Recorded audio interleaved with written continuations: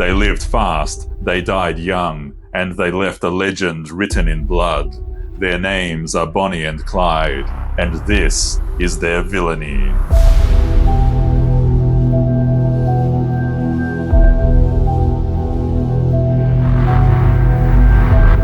It's great to have you here. I'm Michael, your guide through the dark corners of history. Today, I'll take you into the world of a man who walked into prison a petty thief and re-emerged a hardened outlaw, Clyde Barrow. Alongside him, a woman whose name would be forever tied to his, Bonnie Parker. Let's gather around the fire into the dust-choked highways of the Great Depression, into the story of legendary outlaws, Bonnie and Clyde. In early 20th century America, a storm of despair swept across the nation. The Great Depression, born from the catastrophic Wall Street crash of 1929, fractured the economy, leaving families destitute and cities silent beneath the weight of shuttered businesses and empty banks. Bread lines stretched like shadows around city blocks, while rural communities crumbled into dust. Their fields barren and their people broken. Hope became a rare commodity, and survival demanded ingenuity, or desperation. This was an era of stark divides, where the gilded opulence of the few towered over the grinding poverty of the many. Disillusionment hung heavy in the air, breeding an undercurrent of rebellion. Figures like John Dillinger and Pretty Boy Floyd rose from the ashes of desperation, their exploits turning them into symbols of defiance. Heroes to some, villains to others.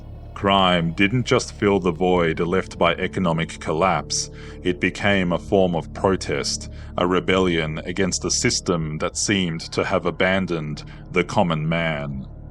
Amid this chaos, in the dust-choked heart of Texas, two restless spirits found each other. Bonnie Parker, a girl whose dreams of the stage and bright lights had withered in the relentless drought of opportunity. Clyde Barrow, a boy hardened by poverty who saw crime not just as survival, but as escape. Together, they forged a bond that transcended love. A shared hunger for freedom and defiance. Their partnership was born of the times, a world where morality blurred and desperation turned ambition into crime. What began as petty thefts quickly spiraled into a path of violence and infamy. Their heists were not just acts of rebellion, they were declarations of war on a system they believed had failed them. They left behind a trail of blood and broken glass, symbols of a nation that had turned on itself. Bonnie and Clyde became legends in their own time, their story a mirror of the Great Depression's impact on the American psyche. They were outlaws, lovers, and symbols of a defiance born from despair. Their saga, a blend of fleeting victories and inevitable tragedy, laid bare the brutal realities of a time when the American dream seemed to wither into a cruel illusion. This is their story, a tale of love, crime, and murder, etched into the annals of history, written in blood. Let's delve into the lives of Bonnie and Clyde and uncover the legend forged in the dark shadows of desperation. Chapter 1. Bonnie's World. The year is 1910. In the sleepy town of Rowena, Texas, Emma Parker cradles her newborn daughter, Bonnie Elizabeth, in her arms. Her husband, Charles, a bricklayer by trade, beams with pride at their third child. Bonnie joins her older brother, Hubert, and later her younger sister, Billie Jean, completing the Parker family. As they gaze upon their daughter's tiny face, Charles and Emma harbor simple dreams for Bonnie, a life filled with love, happiness, and stability. They envision her growing up to be a kind and intelligent woman, perhaps a teacher or a nurse, contributing to her community and building a family of her own. Little do they know that their time together as a family will be tragically short-lived, and Bonnie's path will diverge sharply from their hopes and expectations. Bonnie's father, Charles, passed away when she was only 4 years old, leaving her mother, Emma, to raise 3 children under 7 years old alone. The loss cast a long shadow over the Parker family, but Emma Parker, a woman of unwavering strength and resilience, refused to let her family crumble. She took on odd jobs, sewing seams late into the night, her needle a weapon against poverty.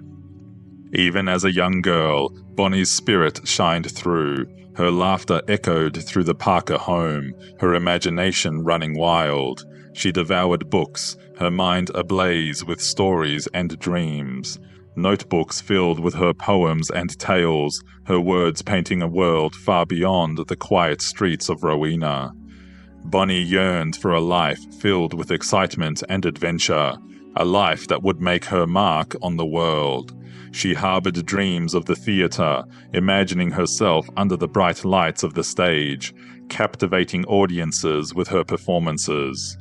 The sleepy confines of Rowena, with its dusty streets and predictable rhythms, felt increasingly stifling to her restless spirit. In 1921, the Parker family embarked on a journey that would change the course of their lives. Leaving behind the familiarity of Rowena, they set their sights on the bustling industrial landscape of West Dallas, a burgeoning city teeming with opportunities. For Emma, the move represented a chance to provide a better life for her children, to escape the limitations of their small town and embrace the possibilities of a growing metropolis. For Bonnie, the move to West Dallas was a thrilling adventure. The city's energy and vibrancy ignited her imagination, fueling her dreams of a life beyond the ordinary. The streets pulsed with life, the factories hummed with industry, and the air crackled with the promise of something new and exciting. Bonnie, with her infectious smile and boundless curiosity, embraced the change with open arms. She reveled in the anonymity of the city, the freedom to explore new avenues and reinvent herself. The possibilities seemed endless. Emma instilled in her children the values of hard work, family loyalty, and a deep faith in God. Sunday mornings found the Parker family in the pews of their local Methodist church, their voices joining in hymns of praise and their hearts seeking solace in the scriptures. Bonnie, with her inquisitive mind and love for words, was particularly drawn to the stories of the Bible, their lessons of morality and redemption leaving a lasting impression on her young soul. In the sprawling expanse of West Dallas, Bonnie's spirit blossomed. She threw herself into her studies, excelling in English and creative writing. Her teachers recognized her talent, praising her vivid imagination and captivating storytelling. Bonnie's classmates were drawn to her infectious energy and quick wit. She was a popular girl, known for her infectious laughter and her love of dancing. Beneath her cheerful exterior, however, lay a restless soul, a yearning for a life that defied the ordinary. Bonnie's teenage years were marked by a mix of youthful exuberance and a growing sense of restlessness. At 15, she made the bold decision to leave school. "Mama, I'm done with school," Bonnie declared one evening, her voice firm despite the tremor of nerves. Emma paused, her needle momentarily stilled in mid-stitch. "Done with school? Bonnie, you're so bright, you have such potential." "I know, Mama," Bonnie interrupted, her eyes sparkling with a mix of defiance and determination. "But school isn't for me. I want to experience life, to see the world, to make my own mark." Emma sighed, her brow furrowed with worry. "But Bonnie, an education is so important. It's your ticket to a better life." "I'll find my own way, Mama," Bonnie insisted, her voice softening. "I'll make you proud, I promise." Though Emma's heart ached with concern, she knew her daughter's spirit was too strong to be confined.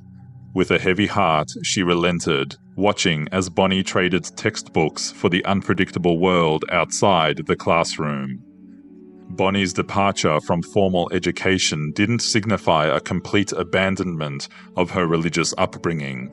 She continued to attend church sporadically, finding solace in the familiar rituals and hymns that had been a part of her life since childhood.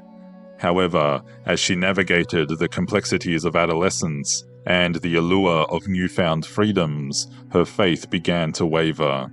The strict moral code of her Methodist upbringing clashed with her desire for adventure and self-expression. The tension between her religious beliefs and her rebellious spirit created an internal conflict that Bonnie struggled to reconcile. She found herself drawn to the excitement and danger of the world outside the church doors, yet the echoes of Sunday sermons and her mother's gentle admonitions lingered in her mind. Bonnie also sought solace in the company of friends, exploring the city's hidden corners and indulging in the thrill of young love. A string of boyfriends came and went, each leaving their mark on her heart and shaping her understanding of relationships. One such romance was with Roy Thornton, a charming but troubled young man. Their connection was intense, their love burning bright against the backdrop of a city on the cusp of change.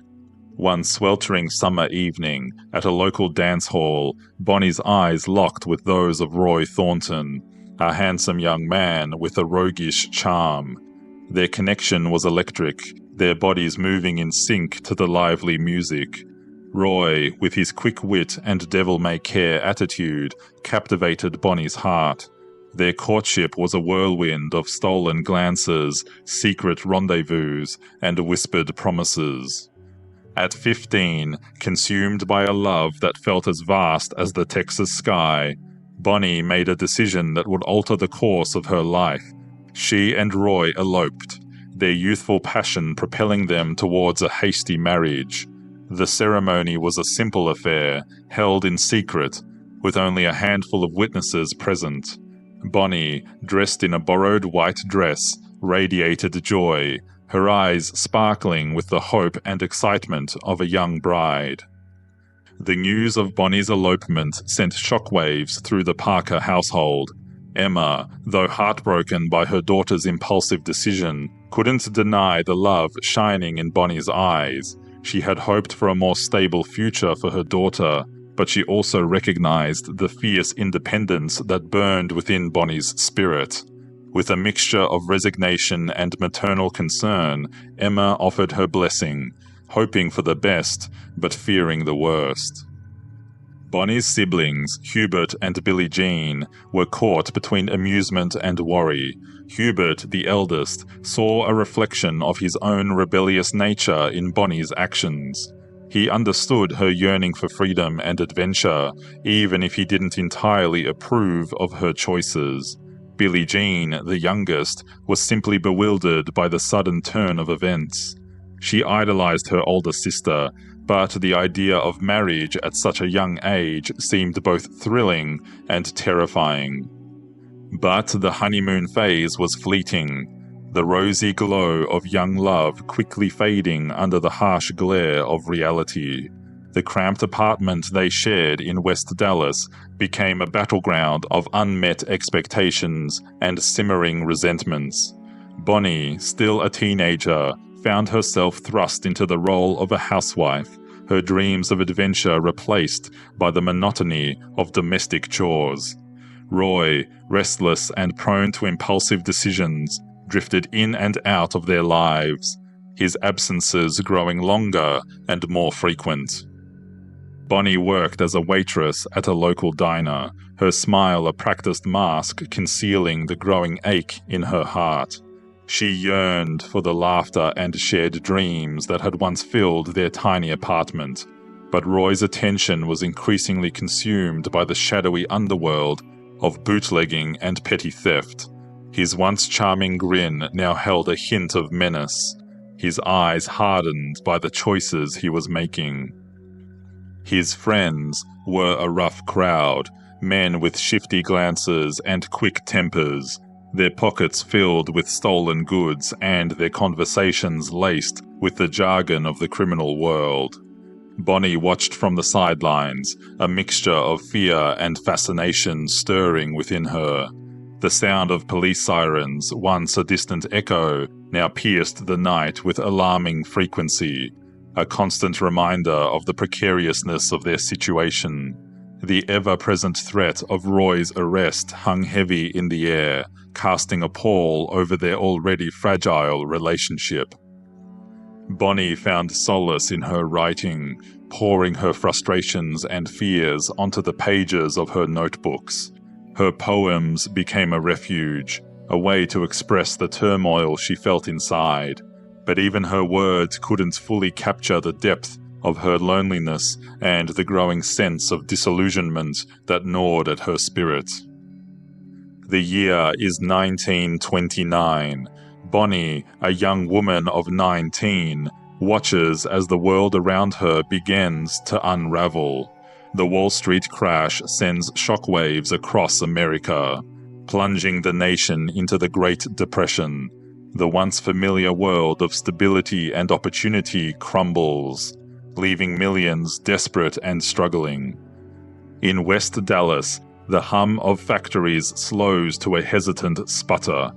Bread lines snake around street corners, and the faces of her neighbors are etched with worry and fear.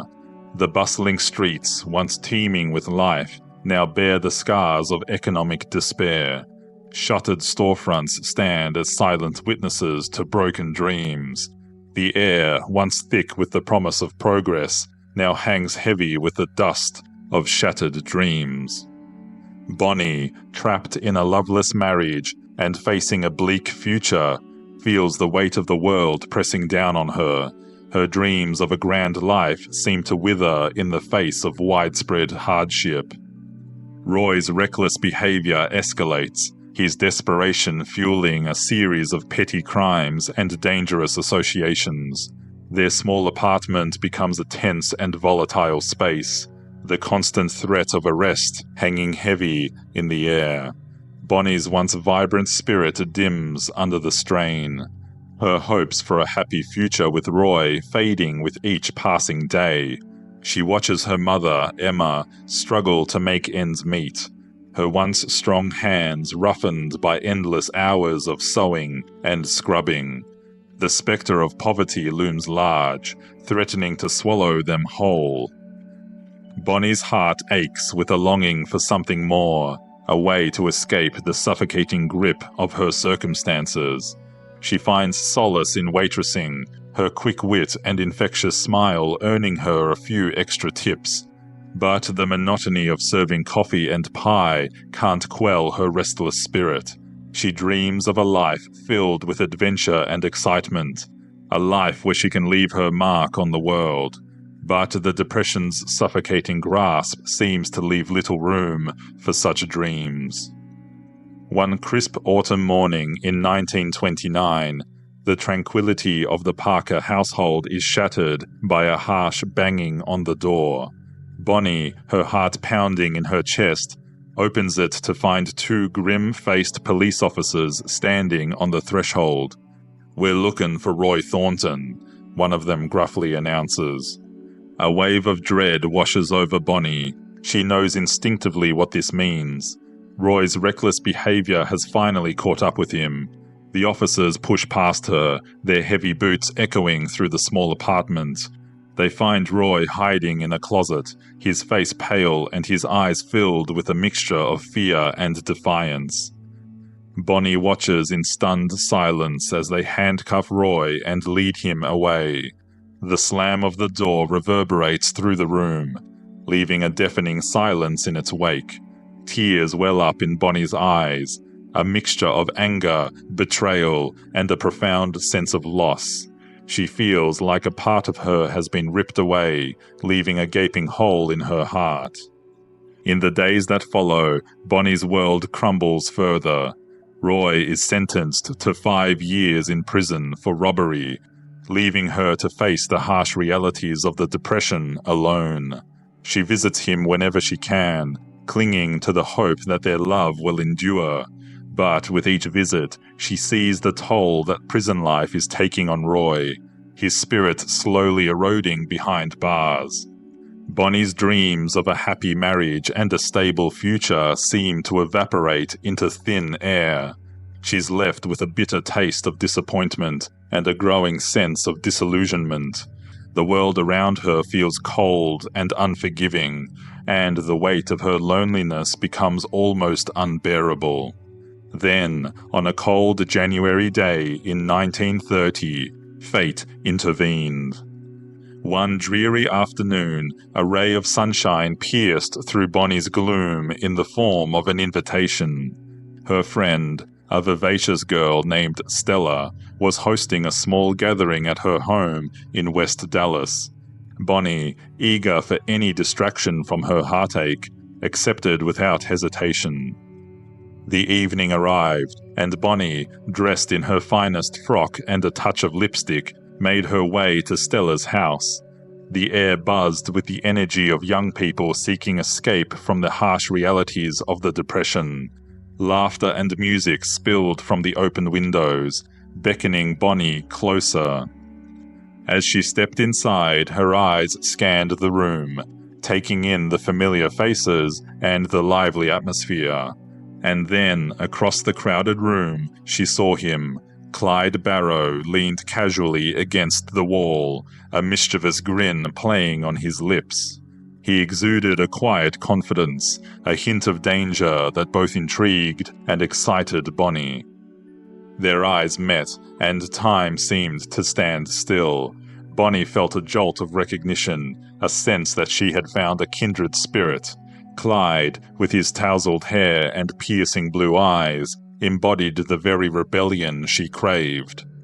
"You look like a girl who likes a thrill," Clyde murmured, his voice low and husky, his gaze lingering on Bonnie's lips. Bonnie felt goosebumps tingle her arms. "Maybe I do," she replied, her voice a breathy whisper, her eyes tracing the contours of Clyde's lean, muscular frame.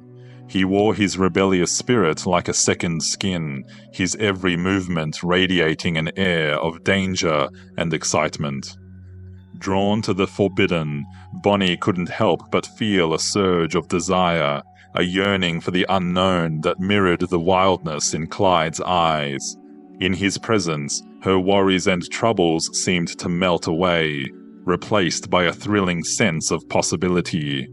The ache of her failed marriage, the suffocating weight of the Depression, even the memory of her husband Roy alone in his prison cell, all faded into the background as she basked in the warmth of Clyde's attention. "Maybe I'm looking for something more in this dull world," Bonnie confessed, her gaze locked with Clyde's. A slow smile spread across Clyde's face.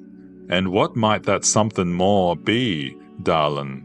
he inquired, his voice laced with a playful challenge.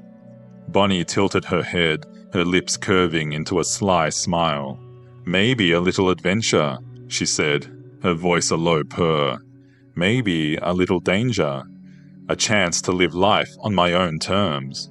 Clyde leaned closer, his voice barely above a whisper. "Well now, maybe I can offer you a little adventure, a taste of the wild side." Their faces were mere inches apart, the air between them crackling with anticipation. The scent of bay rum and cigarettes swirled around her. Bonnie's lips curled into a mischievous smile. "Can you?" she challenged. Clyde's smile sent shivers down her spine. They fell into conversation, their words flowing effortlessly. Bonnie was captivated by Clyde's stories of his escapades, his defiance of authority, and his dreams of a life lived on his own terms.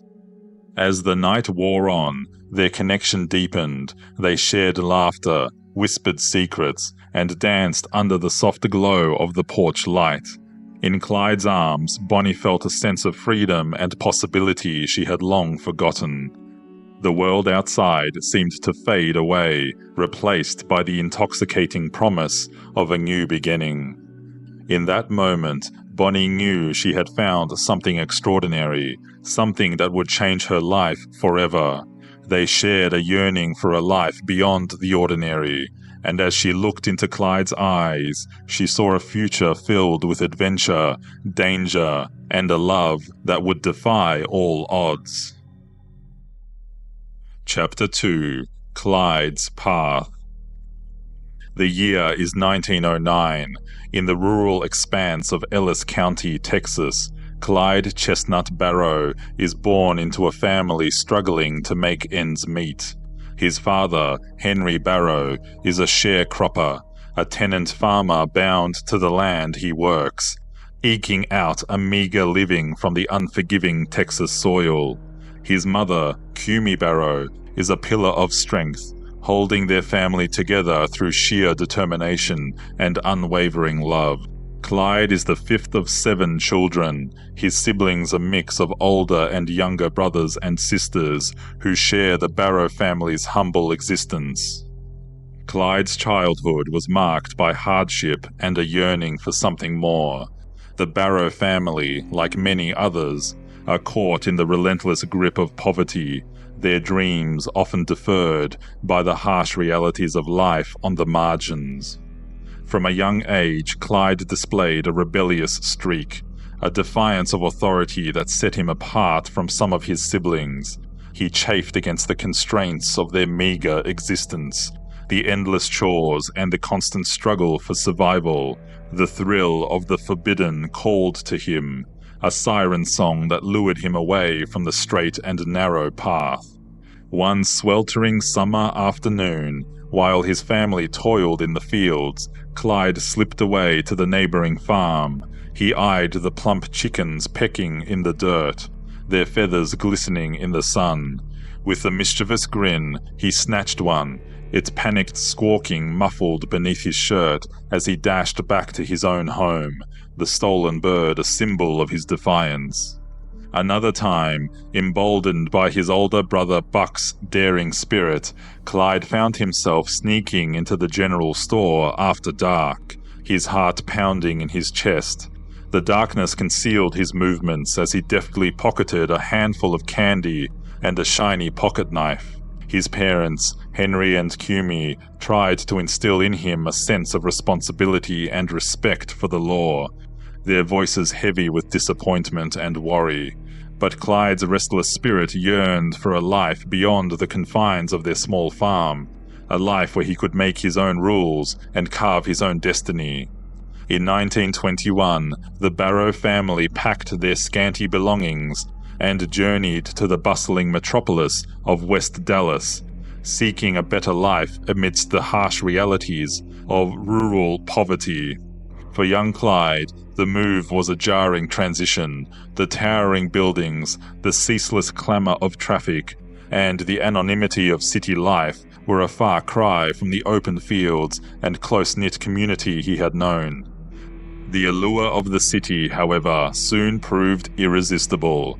West Dallas, with its vibrant nightlife and shadowy underbelly, offered a playground for Clyde's rebellious spirit.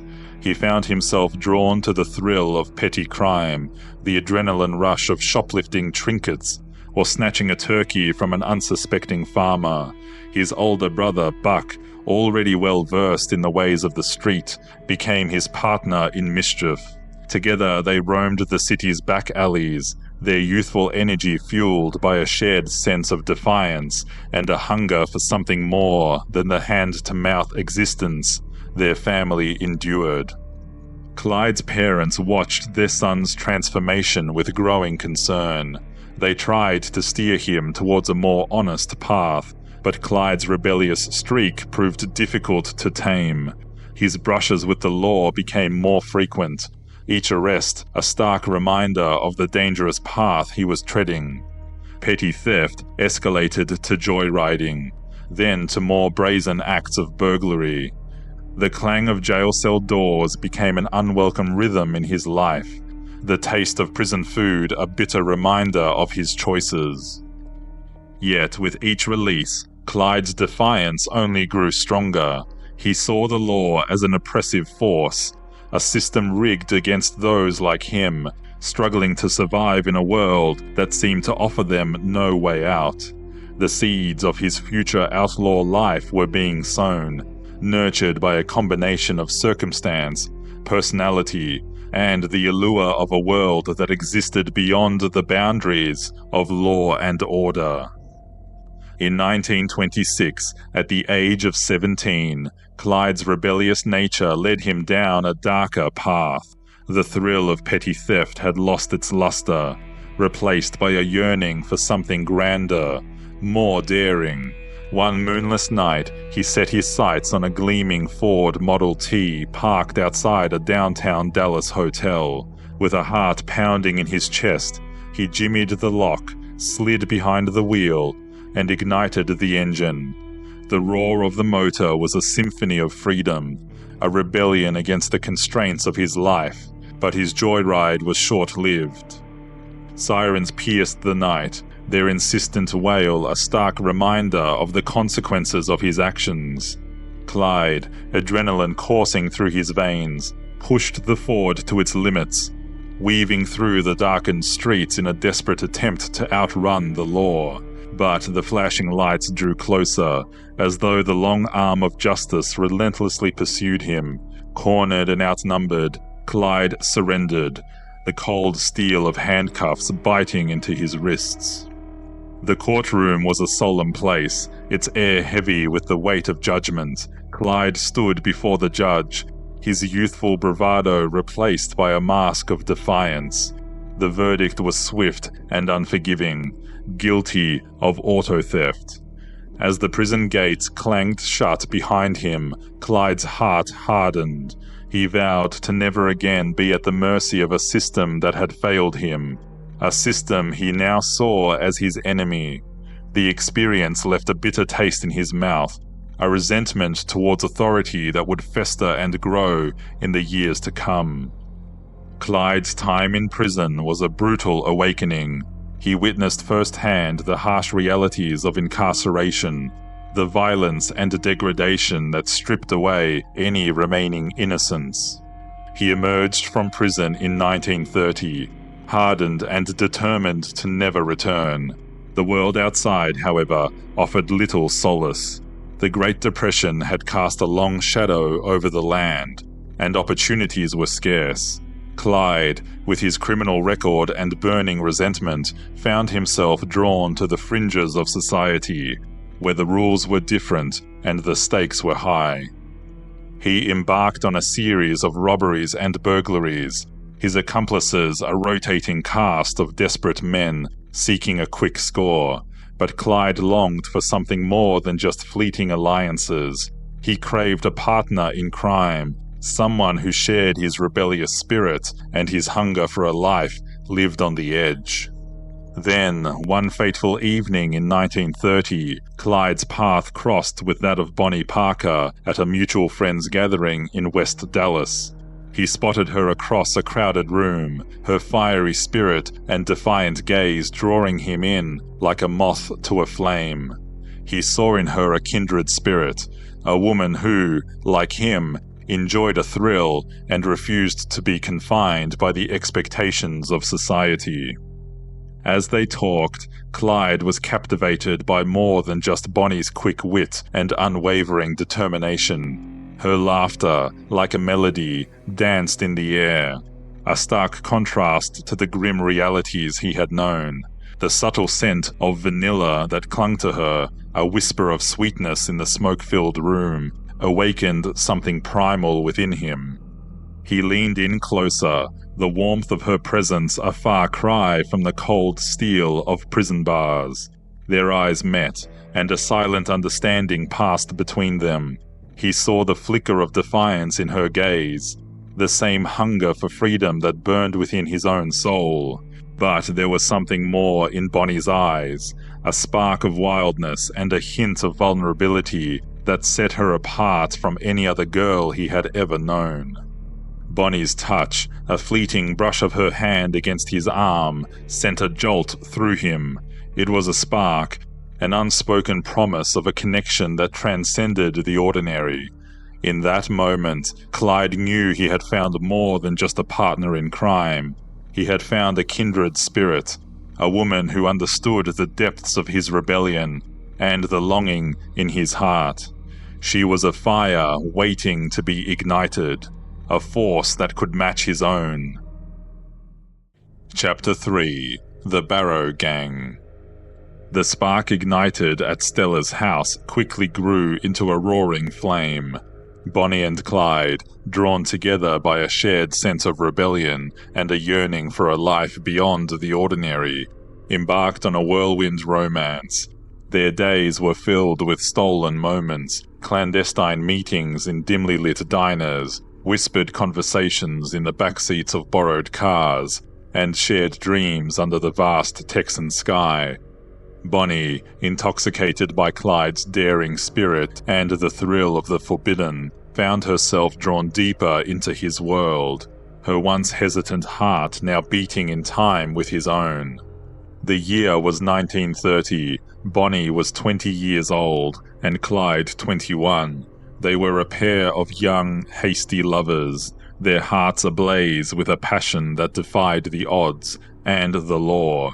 Their early escapades were fueled by a mix of youthful recklessness and a desperate need to break free from the suffocating grip of the Depression. Petty thefts and small-time robberies became their way of life, each successful heist a defiant middle finger to the establishment that had failed them. The thrill of the chase, the adrenaline rush of evading the law, became an addiction, blurring the lines between necessity and exhilaration. One cool evening, under the cloak of twilight, Bonnie and Clyde pulled up to a desolate gas station on the outskirts of Dallas. The air crackled with nervous energy as Clyde, his face hidden beneath a worn fedora, slipped out of the car, a pistol tucked discreetly into his waistband. Bonnie, her heart pounding in her chest, remained behind the wheel, her fingers gripping the steering wheel tightly. Clyde's movements were swift and silent as he approached the lone attendant, his voice a low growl as he demanded the day's earnings. The attendant, startled and wide-eyed, fumbled with the cash register, his hands trembling as he handed over the meager bills. Clyde snatched the money, his eyes darting towards the shadows, ever vigilant for any sign of trouble. Back in the car, Bonnie's relief mingled with exhilaration. The stolen cash, a paltry sum, felt like a treasure in their hands. They sped away into the night, the wind whipping through their hair, their laughter echoing in the darkness. For a brief moment, they were invincible, their stolen freedom an intoxicating elixir against the harsh realities of their lives. Clyde, with his natural charisma and knack for evading the law, emerged as the leader of their fledgling criminal endeavors, his quick thinking and sharp instincts guiding their every move. But Bonnie saw more than just a criminal mastermind. In Clyde, she found a kindred spirit, a man who dared to challenge the suffocating constraints of their world. His rebelliousness resonated with her own yearning for freedom, his audacity a beacon in the bleak landscape of the Great Depression. Bonnie fell for Clyde swiftly and completely, her heart surrendering to the intoxicating allure of his danger and his unwavering devotion to her. Their passion burned bright, their stolen moments together filled with a desperate intensity that mirrored the precariousness of their lives. At night, in the quiet aftermath of their passionate love-making, Bonnie would often lie awake, watching Clyde's chest rise and fall with the rhythm of sleep. His face, softened by the moonlight, held a vulnerability that belied his tough exterior. She traced the lines of his tattoos and scars, each one a story etched onto his skin, a testament to his past struggles and his unyielding spirit. In those intimate moments, Bonnie knew she had found her match, a man who understood the depths of her soul and the wildness of her heart. He was her partner in crime, her lover, her confidant, and as she gazed at him, a silent vow formed in her mind. She would stand by his side through thick and thin until the very end. Their newfound freedom quickly came at a cost. In April 1930, just a few short months into their partnership, Clyde was arrested for a string of burglaries. The news hit Bonnie like a punch to the gut, the harsh reality of their chosen path crashing down upon her. The world she had escaped to with Clyde, a world of thrilling escapades and stolen moments, quickly felt like a distant dream. While Clyde was locked away, Bonnie wasn't just sitting idly, she was fiercely paving the way for their future together. She dove headfirst into the underworld, her every action weaving tighter the bonds of their fledgling gang. With a cool head and a fierce determination, Bonnie began smuggling firearms and orchestrating support for the gang members still on the outside. These weren't just minor infractions. They were the lifelines that kept the gang united and resilient in Clyde's absence. Bonnie's knack for strategy shone as she devised clever ways to communicate with Clyde, smuggling letters into the harsh confines of East Ham prison. These weren't ordinary letters, they were threads of hope for Clyde, filled with coded messages about the gang's moves and plans for the day he'd walk free. Beyond words of love and longing, these letters carried crucial intelligence about potential hideouts and even small stashes of money and resources they'd need once Clyde stepped back into the free world. Her role didn't stop at mere planning. Bonnie got her hands dirty, scouting locations for their next heists and moving stolen goods to drum up funds. Not just for their keep, but to help with legal costs for Clyde and others in the gang who found themselves behind bars. Each task was a step toward building a foundation for their more daring ventures once Clyde was released. As Bonnie moved through the shadows of the criminal world, her image as a committed partner in crime only grew stronger among the gang and their associates. Her actions weren't just about survival, they were a fierce declaration of her commitment to Clyde and their shared destiny. This chapter in Bonnie's life wasn't just about the crimes, it was about a woman defining her path, challenging the odds, and setting the stage for a reunion that would shake the foundations of their world. As she planned, plotted, and hustled, Bonnie's resolve only deepened, her dreams intertwined with Clyde's, ready for the moment they could take on the world together again. Meanwhile, Clyde, languishing in the East Ham prison farm, seethed with resentment. The brutal conditions and the constant reminders of his confinement fueled his desire for revenge against the system that had imprisoned him. His only solace came in the form of letters and poems from Bonnie, her words a lifeline in the darkness. Cumi Barrow, Clyde's mother, also remained a steadfast presence in his life during this difficult time. She made the long journey to East Ham to visit her son, bringing him home-cooked meals and words of encouragement. Her unwavering love and belief in Clyde, even in the face of his transgressions, provided him with a glimmer of hope amidst the despair. Clyde's siblings, however, had varying reactions to his imprisonment and criminal activities.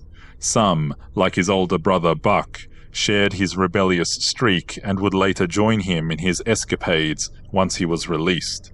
Others, likely burdened by the stigma and worry associated with Clyde's choices, maintained a more distant relationship, torn between familial loyalty and their own desire for a law-abiding life. Prison life was a brutal trial, but helped to forge Clyde's defiance into a hardened resolve.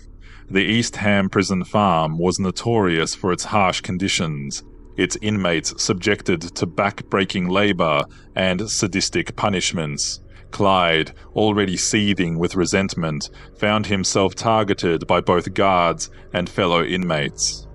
In 1931, almost 2 years after Clyde began serving this prison sentence, he brutally murdered another inmate in a fit of rage, fueled by years of pent-up frustration and the humiliation of a sexual assault.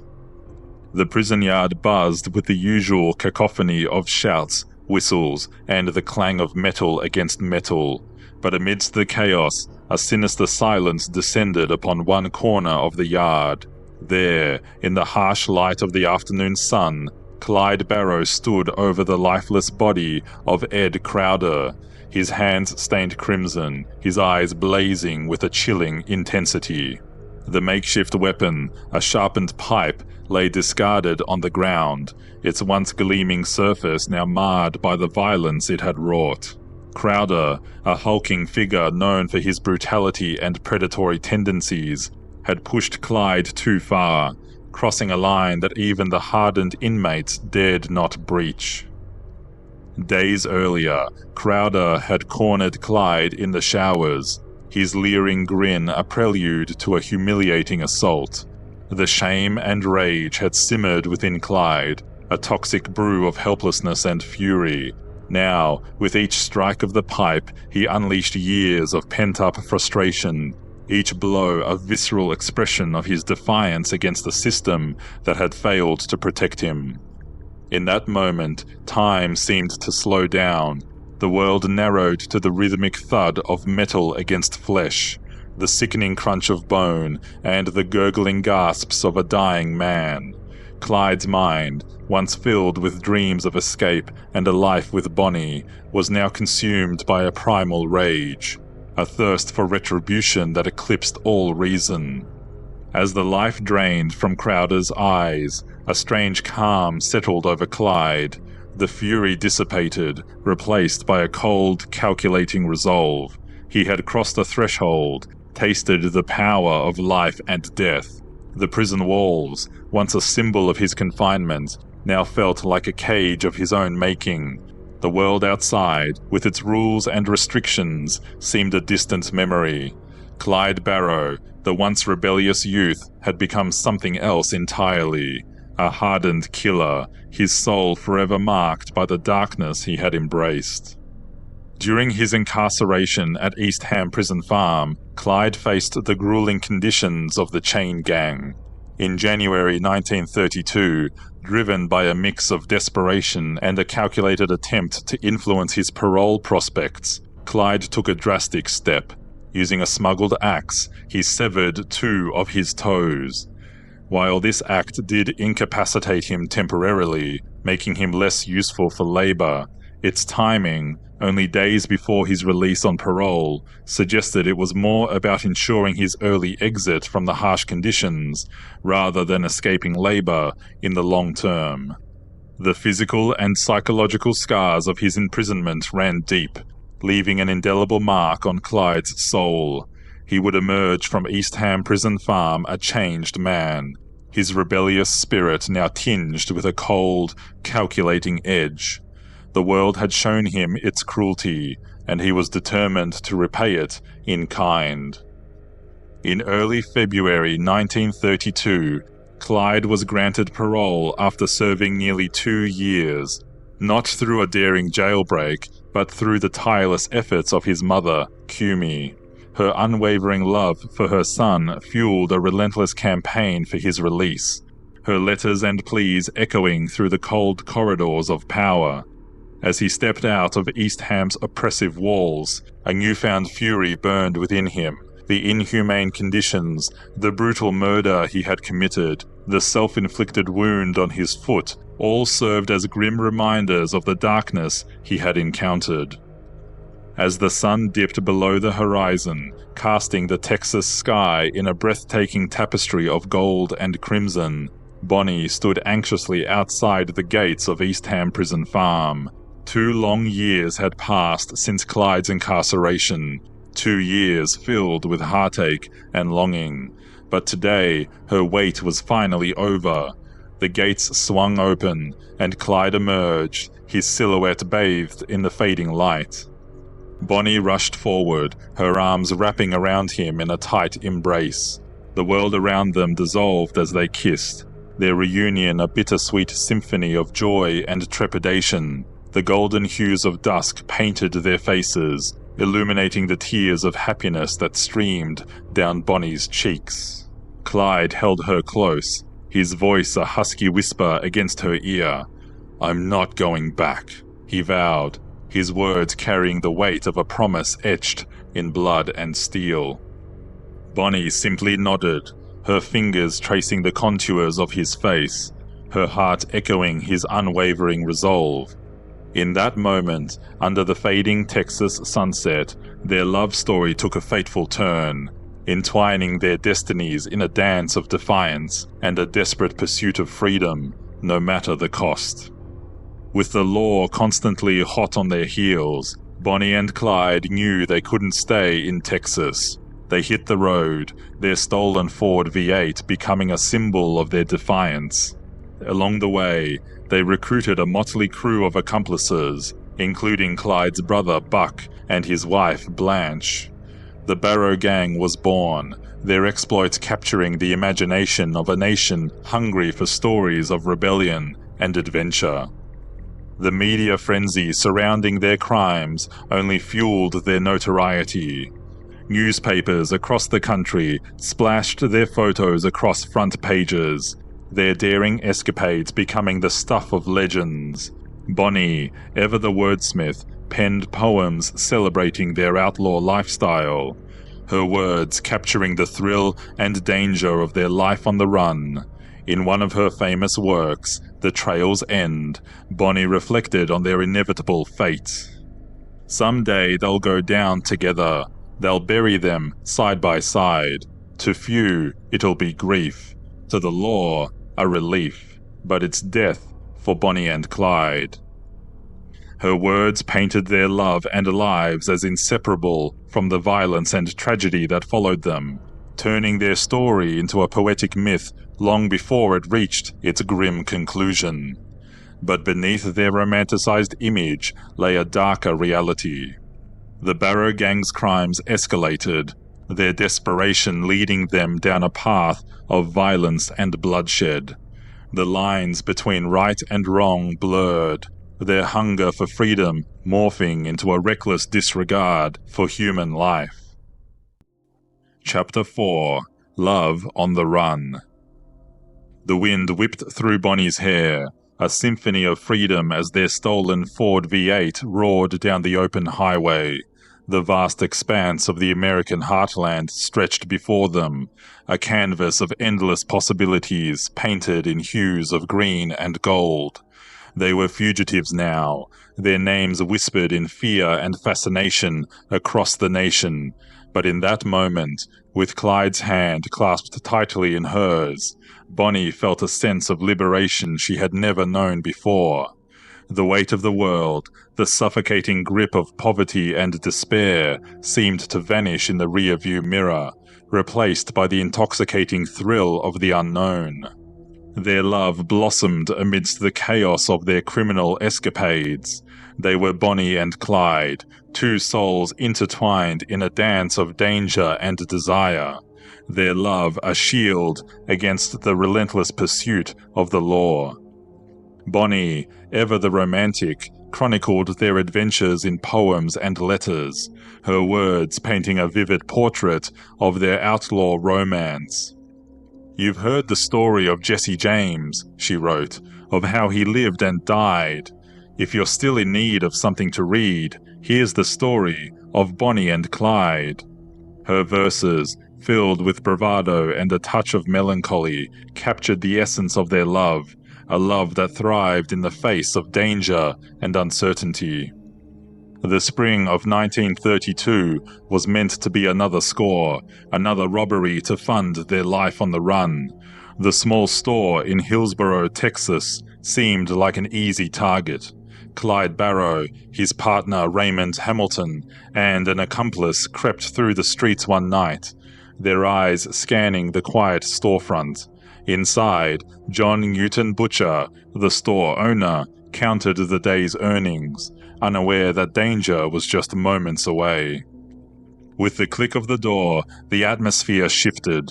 The robbers stormed in, their faces masked by determination and desperation. Clyde's hand hovered over the revolver tucked into his waistband as tension filled the small store. Raymond Hamilton demanded the money, his voice sharp, breaking the quiet like shattered glass. But something went wrong. In the chaos of the moment, a gunshot echoed through the air. Butcher collapsed, lifeless, his blood staining the floorboards. Outside, the town was still, but within minutes, the outlaws vanished into the night. Word spread quickly, and the law was hot on their trail. Bonnie Parker, who had been with Clyde in the days leading up to the robbery, was soon swept into the aftermath. Arrested as an accomplice, she sat in a cold jail cell, her dreams of escape and romance with Clyde replaced by the harsh reality of bars and concrete walls. But luck was on her side. With no solid evidence linking her to the murder, Bonnie was released a few months later, her freedom restored, though her heart remained with Clyde. Meanwhile, Clyde stayed one step ahead of the law, his outlaw reputation growing as the suspicion of murder clung to him like a shadow.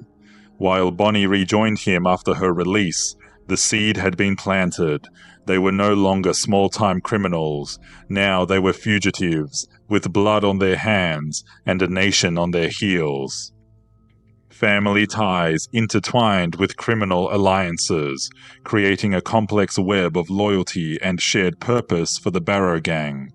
The gang's hideouts, often secluded cabins or abandoned farmhouses, became temporary havens where laughter mingled with the tension of their precarious existence. But even amidst the thrill of the chase and the stolen moments of intimacy, cracks began to appear in their facade of invincibility. The constant fear of capture, the ever-present threat of violence, and the sacrifices they made for their chosen path took a toll on their spirits. Bonnie's family, torn between love and concern, watched from afar, their hearts heavy with worry. Clyde's mother, Kumi, though supportive of her son, couldn't escape the nagging fear that his reckless choices would lead to tragedy. The Barrow gang's infamy grew with each daring heist and narrow escape. Newspapers sensationalized their exploits, their photos plastered across front pages, their names whispered in hushed tones across the nation. But the reality of their life on the run was far from glamorous. They lived in a constant state of paranoia, their sleep punctuated by nightmares of flashing lights and the relentless pursuit of the law. Despite the hardships, Bonnie and Clyde's love for each other remained a constant beacon of light in the darkness of their lives. They found solace in each other's arms, their stolen kisses a reminder of the bond that held them together. In the quiet moments between heists, they would dream of a different life, a future where they could settle down and leave their outlaw days behind. But the allure of the open road, the thrill of defiance, and the intoxicating power of their love kept them bound to their chosen path, a path that would ultimately lead them to a tragic and unforgettable end. Chapter 5: A Trail of Blood. As the year progressed to the closing months of 1932, the storm around Bonnie and Clyde gathered a fiercer intensity. The roads they travelled were fraught with danger, each encounter more violent than the last, marking their journey with bloodshed and betrayals. By the dawn of 1933, the Barrow gang's reputation had crystallized into that of America's most dangerous outlaws. Their name alone evoked fear and warning whispers. A contrast to earlier times, the gang now dealt in lead more often than in loot, with lawmen squarely in their crosshairs. In the chill of January 1934, under the bleak expanse of a Texas sky, Clyde Barrow and his loyal accomplice Raymond Hamilton found themselves at a desolate intersection, their eyes warily scanning the horizon. It was here that they encountered two unsuspecting motorcycle officers, Edward Wheeler and Holly Murphy, who, young and dedicated to their duty, approached the gang's vehicle. The officers, clad in the polished leather of their uniforms, hoped for a routine check, their hands resting casually near their holstered revolvers. As Wheeler and Murphy drew closer, the air thickened with tension, a silent prelude to chaos. With sudden ferocity, Clyde and Hamilton, sensing the potential for capture, chose violence over surrender. Gunfire erupted with a deafening roar, shattering the stillness of the winter morning. Bullets flew with lethal precision, and in moments, Wheeler and Murphy collapsed onto the cold, hard asphalt. Their lifeless bodies, once symbols of law and order, lay by the roadside, abandoned relics of justice in the dust of rural Texas. The scene was a grim tableau of Clyde and Hamilton's brutal refusal to return to the confines of prison, a declaration written in the blood of two young officers who had merely been performing their duty. As spring draped its cloak of renewal over the landscape, it paradoxically ushered in death and despair for those unfortunate enough to cross paths with the notorious Barrow gang. Clyde Barrow, fueled by a relentless thirst for vengeance and a deep-seated loathing for the law, continued to hunt those who bore the badge. On a seemingly tranquil day, the dusty roads near Commerce, Oklahoma, became the setting of a grim encounter. Here, Clyde and his gang lay in wait, their senses attuned to the approach of any unwelcome interruption. It was on this day that they crossed paths with Constable William Cal Campbell, a dedicated officer known for his commitment to maintaining peace in his community. As Constable Campbell drove slowly along the rural stretch, the tranquility of the day was shattered by the sudden roar of engines and the ominous presence of Clyde's V8 Ford. The constable, realizing the peril too late, reached for his sidearm, a futile gesture against the firepower waiting in ambush. With cold precision, Clyde aimed and fired, the gunshot ringing out, stark and final, echoing across the open fields. Constable Campbell's vehicle, a mere shell of authority, came to a halt, his body slumped over the wheel, a life extinguished on the dusty road. This ambush not only marked another lawman's fall, but also further cemented Clyde's reputation as a merciless adversary of the law. The event was a poignant reminder of the deadly shadow the Barrow gang cast over the American Midwest, their legacy written in the bullet casings left behind on that lonely Oklahoma road. While Clyde and the Barrow gang's violent confrontation with law enforcement escalated, Bonnie Parker's role during these deadly encounters was notably different from the direct involvement often portrayed in sensationalized accounts. As the gang navigated the dusty backroads of the American Midwest, leaving a trail of chaos and destruction, Bonnie was typically by Clyde's side, yet there is no concrete evidence to suggest she directly participated in these killings. During these fraught moments, Bonnie often served as a lookout or a driver, keeping the engine running and her eyes peeled for any signs of incoming danger. Her involvement was crucial in planning and executing escapes post-robbery or ambush, highlighting her integral role in the gang's operations. However, during the actual shootouts, such as the one that claimed the life of Constable Campbell, Bonnie's hands did not wield the guns that fired the fatal shots. Instead, she was more likely preparing for a swift getaway, her mind focused on the routes and roads that could offer them a brief respite from their pursuers. The summer of 1933 bore witness to a devastating chapter in the saga of the Barrow gang, unfolding under the relentless Iowa sun in the town of Dexter. Here, amidst a tumult of gunfire and chaos, Buck Barrow, Clyde's older brother, sustained catastrophic injuries that would spell the end of his time as an outlaw. Over several harrowing days, he battled the encroaching shadows of death, his once vibrant spirit dimmed by pain and the grim reality of his imminent demise. When Buck finally passed, it was not just a brother that Clyde lost, but an anchor, a vestige of a familial connection in their turbulent world. Clyde Barrow, already hardened by his encounters with the law and his time in the brutal confines of prison, felt the sting of Buck's loss deeply. It hollowed out a part of him, leaving a void filled with a darker resolve and a sharpened thirst for vengeance against the system he blamed for his spiraling path. Yet, it was not only Clyde who mourned. Their mother, Kumi Barrow, was shattered. Buck's death was a profound blow, tearing the fabric of her family further, her grief a quiet, aching presence that lingered long after the funeral. In these trying times, Bonnie Parker became more than a partner in crime.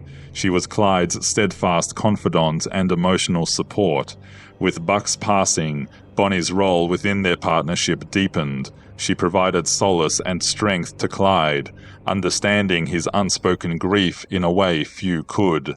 Her presence was both a comfort and a catalyst, keeping Clyde grounded yet driven. Her words and actions a balm to his frayed edges. Bonnie also took on a more pronounced role in maintaining the gang's morale and cohesion as they navigated the aftermath of Buck's death. Her resolve hardened, mirroring Clyde's, as they faced increased law enforcement pressure and the inevitable unraveling of their once tight-knit group. Together, they pressed on, their bond a mix of love, mutual dependence, and shared determination to defy the odds, even as the shadows of their actions grew longer and darker around them. Amid the escalating violence of 1933, William Daniel Jones, a young and impressionable member of the Barrow gang, found himself caught in the harsh glare of the law's tightening noose. Known as W.D. Jones, he had joined Bonnie and Clyde out of a mix of admiration and the allure of an outlaw life, quickly becoming a devoted protege to Clyde. However, when captured by law enforcement, the harsh realities of his circumstances set in. Terrified and isolated, Jones turned against the figures he once idolized. His betrayal was not merely a turning point, it was a detonation from within the core of the gang. His testimonies became a veritable goldmine for the Texas Rangers and detectives who were desperately tracking the Barrow gang. With Jones's insider knowledge, he provided detailed accounts of their operations, hideouts, and even hinted at their future plans. This betrayal intensified the manhunt. Armed with Jones's detailed disclosures, law enforcement agencies coordinated their efforts more effectively than ever. Each town whisper, each backroad sighting no longer led to dead ends, but to strategic roadblocks and relentless pursuits. The net around Bonnie and Clyde and the remaining members of their gang tightened inexorably, setting the stage for their ultimate downfall. The betrayal of William Daniel Jones marked a harrowing turn in the saga of Bonnie and Clyde. With their circle shrinking and former allies turning adversaries, the walls began to close in on the notorious duo. Each day tightened the noose as law enforcement, armed with insider knowledge, choked off their avenues of escape. Their once fearless ventures across state lines turned into a desperate scramble within an ever-shrinking perimeter. Bonnie and Clyde, sensing the encroaching end, found their legendary resolve wavering under the weight of relentless pursuit.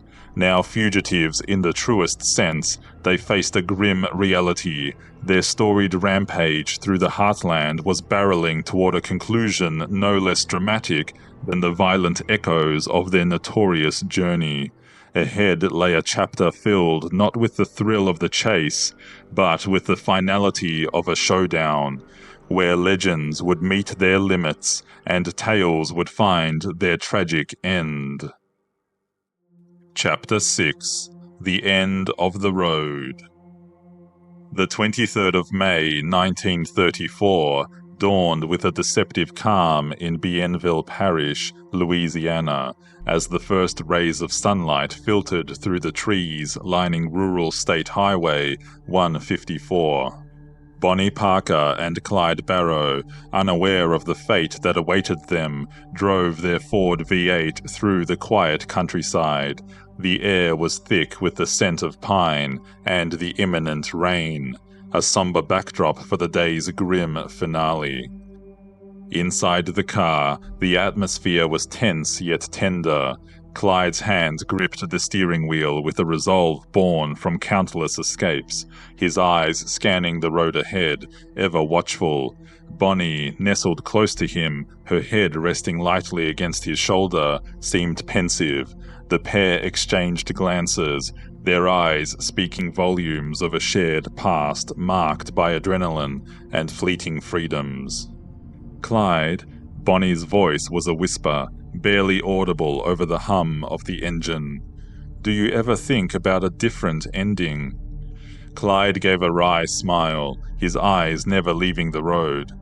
Every day, Bonnie, but this is our path, for better or worse. As the engine hummed a steady tune, Bonnie gazed out the window, her eyes tracing the blur of the passing landscape.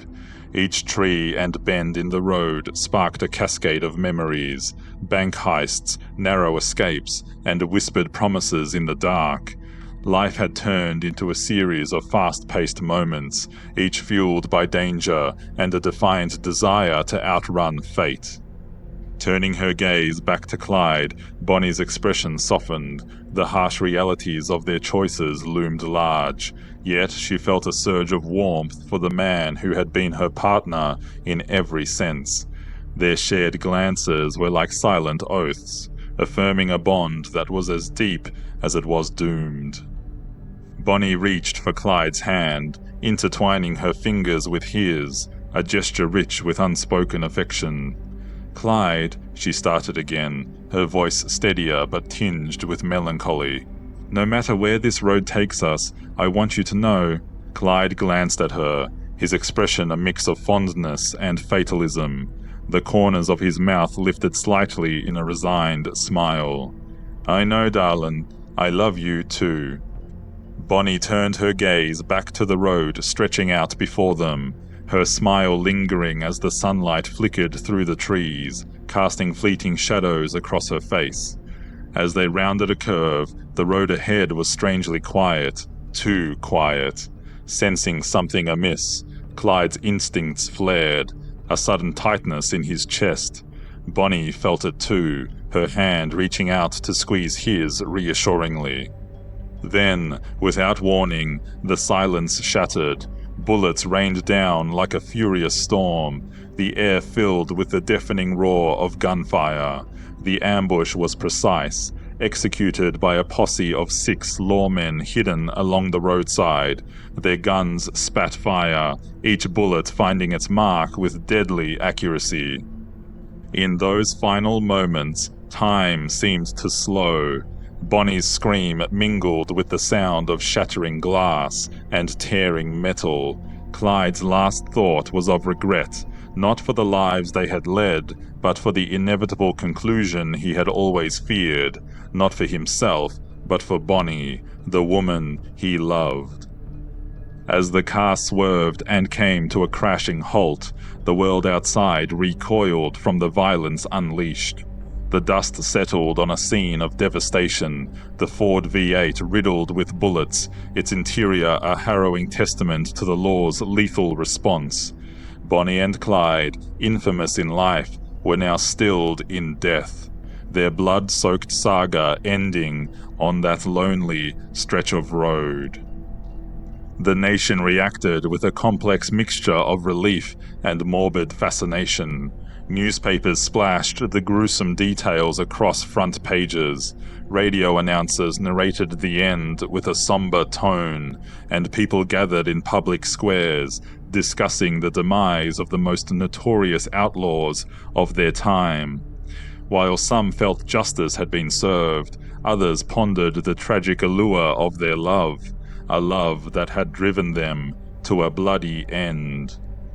As the news of Bonnie and Clyde's death echoed across the nation, it struck their families with a profound and heartrending finality. In the secluded privacy of their homes, away from the prying eyes and often judgmental stares of the public, grief and sorrow enveloped their loved ones. Kumi Barrow and Emma Parker, the weary mothers of Clyde and Bonnie respectively, now faced the grim reality of burying their children. Already burdened with years of worry and dread, they now had to navigate the intense public scrutiny and the stigma attached to their children's infamous legacies. This public attention turned their private mourning into an unwelcome spectacle. Family members, particularly Kumi and Emma, grappled with complex emotions, torn between relief that Bonnie and Clyde's turbulent lives and suffering were finally over, and despair over the brutal manner of their demise. Following the ambush, the bodies of Bonnie and Clyde were taken to Arcadia, Louisiana. Crowds gathered in droves, drawn by a morbid curiosity to glimpse the infamous couple. The Ford V8, riddled with bullets, became a gruesome display of their violent demise. Despite their wish to be buried side by side, the families decided otherwise. Bonnie was laid to rest at Crown Hill Memorial Park in Dallas, Texas, while Clyde was buried at Western Heights Cemetery, also in Dallas, just a few miles apart. The separate burials underscored the family's desire to respect their individual lives before they became entwined in the public imagination as America's most notorious outlaw couple. Bonnie and Clyde's death marked not just the conclusion of a relentless manhunt, but also the end of an era. The public's fascination with their story reflected a nation grappling with the harsh realities of the Great Depression, finding a peculiar solace in the dramatic rise and fall of two figures who had, in their way, defied an oppressive system, even as they fell victim to their own violent choices. The memory of Bonnie and Clyde would linger, their story a lasting, albeit controversial, legacy of love entwined with lawlessness. Thank you for watching or listening to this episode of Fireside Villainies, Bonnie and Clyde, a bloodstained love story. I think Bonnie and Clyde's story is a fascinating exploration about how people responded to the challenges of the Great Depression and the way that they were attracted to the freedoms of outlaw life. We've traveled the back roads of their infamous crime spree, witnessed their transformation from desperate lovers to cold-blooded outlaws, and seen how their choices led them down a path with no escape. But what do you think? Were Bonnie and Clyde tragic products of their time, or were they ruthless criminals who reveled in their own infamy? Drop your thoughts in the comments. I'd love to hear your take. Their story is one of passion, crime, and consequence, a chilling reminder of how desperation, love, and ambition can create something unstoppable and unforgivable. If you enjoyed this immersive deep dive, make sure you subscribe or follow to stay up to date with new episodes from Fireside Villainies. And if you want exclusive content, behind-the-scenes insights, and early access to future stories, consider becoming a member of Fireside Villainies. For those who like exploring the brighter side of history, the lives of inspiring people who shaped our world, be sure to check out my sister channel, Fireside Legacies. There's a link in the description. History is more than just dates and names. It's a tangle of love, ambition, power, and destruction. And sometimes the darkest corners teach us the most. Stay tuned to Fireside Villainies for more infamous stories from history. Until next time, tread carefully in history's shadows.